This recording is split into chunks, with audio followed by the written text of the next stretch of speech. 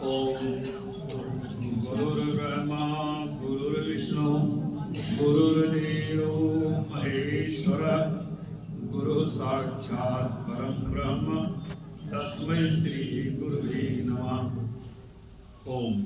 देखिए, आज इस परिसर में आप लोगों की जो उपस्थिति है वो इसलिए है कि किसी गुरु का यह स्थान है, उनके लिए सभी आए हैं। उनके चरणों में प्रणाम करें, ये निवेदन करें कि हमारा मन शांत हो। मन के अंतराल में हमारे जो कुछ भी बसा है वो सिर्फ शंकाएं बसी हुई हैं, माया का आकर्षण बसा हुआ है। यह जब शांत हो जाए तब उसे बसंत कहते हैं। विचारों के शांत होने का नाम बसंत है। और ये कहाँ बसा है? पंचमी में हमारी ये जो शरीर है, क्षिति जल पावक गगन समीरा, पंच तत्व यह रचित शरीरा। 5 तत्व हैं जो हमको आकर्षित करते हैं। उसके विचार संसारमय होते हैं। जो अभी महाराज जी ने बताया कि ये संसार है नहीं, फिर भी भाषित होता है क्यों नहीं? सामने दिख रहा, फिर भी कह रहे दिखाई नहीं देता। ये आज है, जिस रूप में कल बदल जाएगा। जहां आप बैठे हैं पहले एक पहाड़ी के रूप में था, ये आज परिवर्तन होकर के देखिए एक आश्रम का रूप लिया है। आश्रम क्या होता है? श्रम माने माया होता है, अ माने अलग। जो आश्रम में रहते हैं वो आपको एक चीज सिखाते हैं कि माया में रहते हुए हम माया से अलग कैसे रहें। माया क्या चीज है? जो है नहीं उसको हमने मान लिया है। जो कुछ भी है हमको दिखाई दे रहा है, ये अभी है, कुछ देर बाद नहीं रहेगा। आज देखिए, आप सभी लोग यहाँ बैठे हैं, 1-2 घंटे के बाद सब भाग जाएंगे यहाँ से। कहाँ है? ऐसे ही ये धीरे धीरे समाज हमारा वृद्धि को प्राप्त होता है और अपने स्वरूप को भूल करके इस शरीर को मान लेता है कि हम शरीर हैं। शरीर में ही, शरीर के ही पालन में ही पूरी जिंदगी हम बिता देते हैं और कुछ जान नहीं पाते। अपरोक्ष अनुभूत में शंकराचार्य जी ने लिखा है, हमको करना क्या है? वो हम सबसे पहले हमें जानना है मैं कौन हूँ।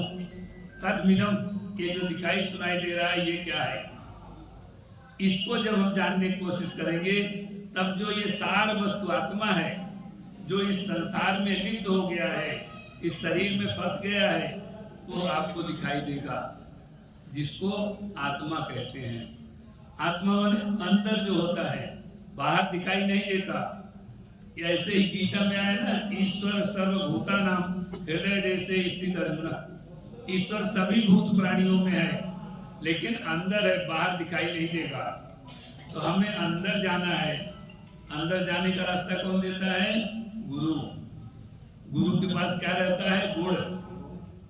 वो हमको क्या सिखाता है कि यह संसार में जो हम आए हैं, ये जो हम कर्म करते हैं, ये ईश्वर का स्वरूप मान करके इनकी सेवा करिए।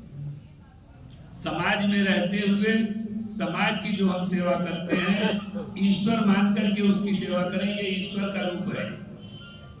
क्योंकि ईश्वर का कोई आकार तो है नहीं। जैसे एक छोटा सा उदाहरण, जो यहाँ रहते हैं महाराष्ट्र में, पानी की कमी से सभी दुखी रहते हैं।